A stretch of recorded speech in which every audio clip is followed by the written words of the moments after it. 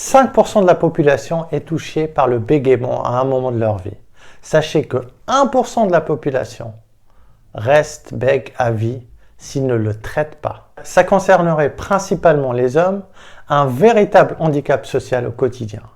Sur cette vidéo, vous allez voir quels sont les 4 types de bégaiement, quelles en sont les causes et quelles sont les pistes thérapeutiques pour le soigner.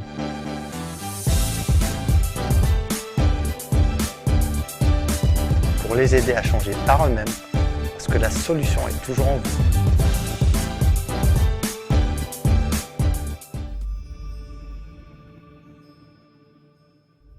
Bonjour, je m'appelle Belk, je suis hypnothérapeute depuis quelques années avec plusieurs outils et compétences que je mets au service des gens pour les aider à changer par eux-mêmes parce que la solution est toujours en vous. Tout d'abord, qu'est-ce que le bégaiement? Le bégaiement est lié à un problème d'élocution et de langage, mais aussi de communication. Il se caractérise par l'interruption de la parole et la répétition de syllabes qui empêchent de dire ce que l'on souhaite exprimer. Une phrase, un mot ou une partie de celui-ci. La parole est ainsi bloquée avant d'être finalement expulsée. Parce qu'il est souvent handicapant et facteur de honte pour la personne qui en souffre, le bégaiement est souvent difficile à vivre et à accepter. Selon les jours, les périodes et l'environnement, il se manifeste de façon plus ou moins visible. La manifestation de ce trouble est ainsi variable selon les individus. Il faut savoir que le cerveau du bègue est différent. Il pense beaucoup plus rapidement qu'il ne parle. Donc ces phrases sont formulées rapidement dans sa tête. Maintenant, quels sont les 4 types de bégaiement? En règle générale, le bégaiement se manifeste de différentes manières en fonction de sa typologie. En effet, les orthophonistes classifient le trouble en 4 catégories. Le bégaiement clonique, difficulté ou incapacité à prononcer certaines syllabes. Le bégaiement tonique, blocage de la parole sur un mot avec la répétition d'une syllabe ou d'un son. Le bégaiement tonico-clonique, association du bégaiement clonique et tonique, et le bégaiement par inhibition, moment d'absence avant de pouvoir prononcer un mot. Sur le plan physique, le bégaiement peut se traduire par des grimaces, des crispations au niveau du visage. Maintenant, quelles en sont les causes? Le plus souvent, le bégaiement apparaît dans l'enfance entre l'âge de 3 et 7 ans. Ces causes sont encore relativement mal connues, bien que l'on considère que différents facteurs puissent en être à l'origine. Parmi eux, des problèmes neuromusculaires sont évoqués. Des facteurs psychologiques comme l'anxiété ou l'hyperémotivité peuvent également être à l'origine du bégaiement. Un climat tendu ou un choc émotionnel peuvent provoquer un bégaiement. Les adultes peuvent ainsi en souffrir après un accident ou un événement traumatisant, alors qu'ils n'avaient jamais bégayé auparavant. Il semblerait enfin que le facteur génétique puisse également être lié au développement du bégaiement. Donc il y a des facteurs héréditaires, environnementaux, des éléments déclencheurs, très souvent dans l'enfance, entre 2 et 5 ans. Bref, si le bégaiement dure de 2 à 6 mois, il faut s'en occuper. Certains ont des mouvements associés, clignement des yeux, grimaces, etc. Les personnes qui bégayent, comme je vous l'ai dit tout à l'heure, ont un cerveau différent. Ils vont davantage utiliser l'hémisphère droit. Pour prendre l'exemple d'une personne que j'ai eue en consultation, c'est un monsieur qui m'a appelé pour son petit garçon de 4 ans. Il m'a dit qu'il commençait soudainement à bégayer. Il me l'a ramené. Par chance, il est venu avec sa femme. Vous comprendrez pourquoi j'ai dit par chance. Je discute avec le garçon. On commence à jouer, à parler et tout. Et je vois que c'est tendu avec sa femme. Et je donne un petit jeu au garçon. Et je lui dis d'aller jouer dans l'autre pièce de mon cabinet. Et je commence à discuter avec lui. Il me dit, oui, voilà, moi j'étais bègue pendant 2 ans de ma scolarité. J'étais traumatisé à cause des profs. Il se peut que mon petit garçon se sépare, que ce soit héréditaire. Et je lui pose des questions par rapport à sa situation, comment il se sent, comment il est dans son couple avec sa femme et tout. Et puis ils m'ont dit que c'était tendu. Je leur ai dit que c'était tout à fait normal que leur enfant bégaye.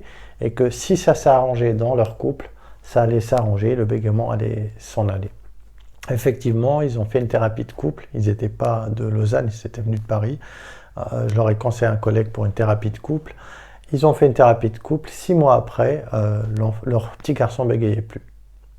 Ça, c'est un exemple.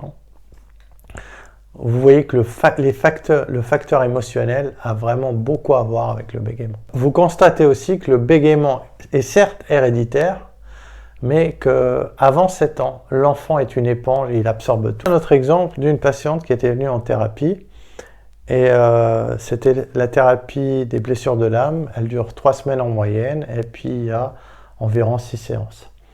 Et au bout de la 3e séance, elle m'a appelé, elle m'a dit « Écoutez, je commence à bégayer, je ne sais pas pourquoi. » Puis même quand elle m'appelait au téléphone, elle bégayait. Elle m'a dit « J'ai jamais bégayé. » Je lui ai dit que ça pourrait être un effet secondaire de la thérapie parce qu'il y a une émotion, un blocage qui doit sortir et qu'à la prochaine séance, on regarderait ça directement.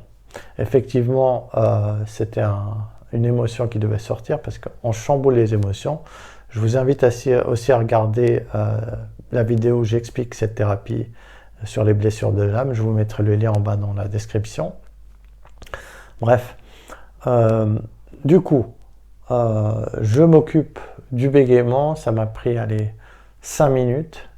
5 minutes de temps avec un exercice. Et hop, on l'a enlevé. Et puis du coup, elle bégayait plus.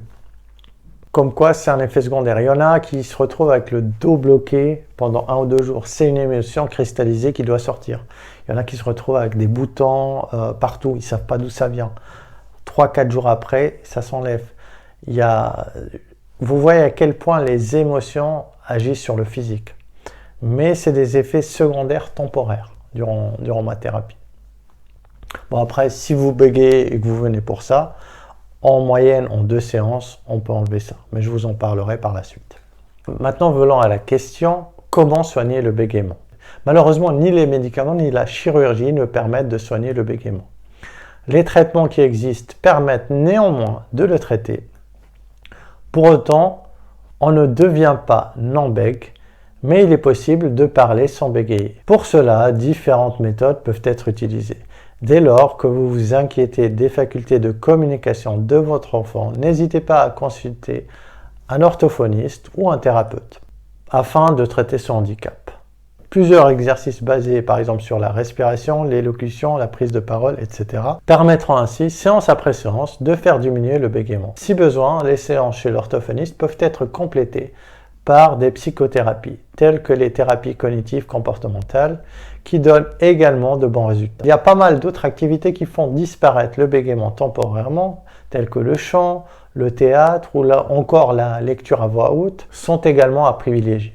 Il est en effet intéressant de noter que la plupart du temps, une personne qui bégaye le fait rarement lorsqu'elle chante, lit, murmure, etc. Tous les traitements que je vous ai cités, c'est des traitements qui durent plus ou moins longtemps, donc c'est plusieurs mois et avec pas mal d'exercices à faire. Autre chose à savoir, plus le bégaiement est pris en charge de façon précoce, plus le traitement s'avère efficace, pour ces méthodes-là en tout cas.